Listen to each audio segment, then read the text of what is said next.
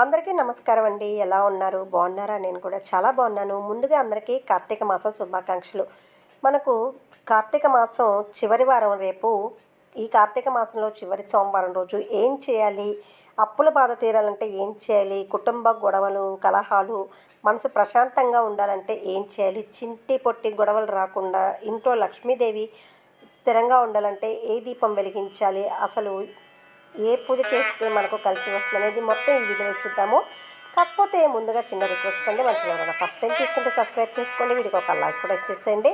ఇంకైతే కార్తీక సోమవారాలకు ఉన్న విశిష్టత అంటే సోమవారాలకే కాదండి, కార్తీక మాసం మొత్తం కూడా చాలా విశిష్టమైన మాసం.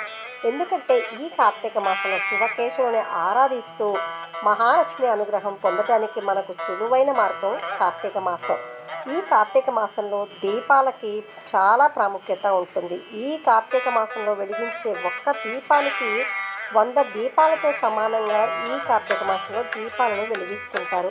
అందులోనూ ఉసిరిక దీపాలు, అలాగే కొబ్బరికాయ దీపం అంటే నారికేల దీపం. ఎవరైనా సరే చాలా అప్పుల్లో ఉన్నారు, ప్రశాంతత లేదు అనుకున్న వాళ్ళు ఉసిరిక దీపాలు కానీ, లేదా ముఖ్యంగా ప్రధానమైనటువంటి నారికేల దీపం అంటే కొబ్బరికాయ దీపం అంటే ముందుగా కొబ్బరికాయను రెండుగా పగలగొట్టేసి దాంట్లో ఒకదాన్ని తీసుకునేది మనం పీచు ఉండేది తీసుకొని దాంట్లో మనం చక్కగా నూనె కానీ లేదా ఆవు నెయ్యి కానీ నువ్వుల నూనె కానీ ఏ నూనె తీసుకొని తెల్లవత్తులు అంటే తెల్లవత్తులు సోమవారం తెల్లవత్తులు అలాగే కుదిరితే తామర వత్తులతో ఈ దీపాలు అయితే వెలిగించుకుంటూ వస్తుంటే ప్రశాంతతతో పాటు స్థిరలక్ష్మి అంటే మన ఇంట్లో లక్ష్మీదేవి స్థిరంగా ఉంటూ మన ఇంట్లో ఆర్థిక అభివృద్ధిని కలుగజేస్తుంది. కాబట్టి ప్రతి ఒక్కరు కూడా ఎవరైతే అప్పుల బాధ భరించలేకపోతున్నారో, కుటుంబంలో ప్రశాంతత లేదో వారు తప్పకుండా కొబ్బరికాయ దీపాన్ని అయితే వెలిగించుకోండి.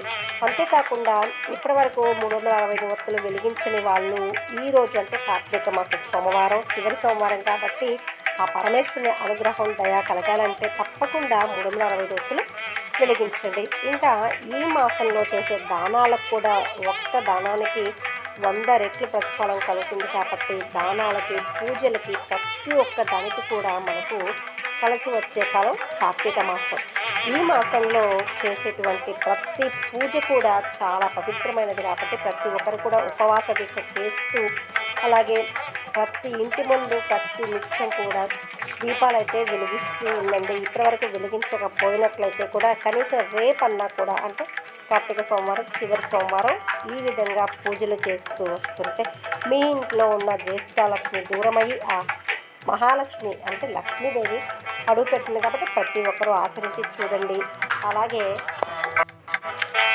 ఇంకా ఎవరైనా తెలిసిన వాళ్ళకు కూడా వాళ్ళు కూడా ఎప్పుడన్నా దీపం వెలిగించిన ఫస్ట్ టైం వెలిగించుకోవచ్చు అనే డౌట్లు చాలామందికి ఉంటాయండి. ఎలాంటి డౌట్లు పడద్దు, ప్రశాంతంగా వెలిగించుకోండి. ఇందులో కుట్రవిత్తులు ఏమీ లేవు కాబట్టి భగవంతుని ముందు మనం చేసే పూజ ఏది కూడా మనకు ప్రశాంతతనిస్తుంది కాబట్టి ప్రతి ఒక్కరూ ఆచరించవచ్చు. అలాగే ఈరోజు పరమేశ్వరుడికి విభూతితో కానీ, బిల్వదళాలు కానీ, అలాగే తెల్లటి అక్షంతలు అంటే ఇవి విభూతితో చేసినటువంటి అక్షింతలని ఆ స్వామి అర్చనకు ఉపయోగిస్తే చాలా కలిసి వస్తుంది. అలాగే శ్రీ మహాలక్ష్మికి ఎర్రటి అక్షింతలతో కానీ, ఎర్ర పువ్వులతో కానీ, ఆ వెంకటేశ్వర స్వామికి పసుపురంగు అక్షింతలతో ఈరోజు అర్చించిన, పూజించిన సకల దేవతల అనుగ్రహం కలుగుతుంది. అలాగే సత్యనారాయణ స్వామి ప్రత్యేకంగా పూజించి రవప్రసాదం నైవేద్యం పెట్టినట్లయితే పరిపూర్ణమైన పూజ ప్రతిఫలం తప్పకుండా కలుగుతుంది. కాబట్టి ఆచరించి చూడండి, మీకే తెలుస్తుంది.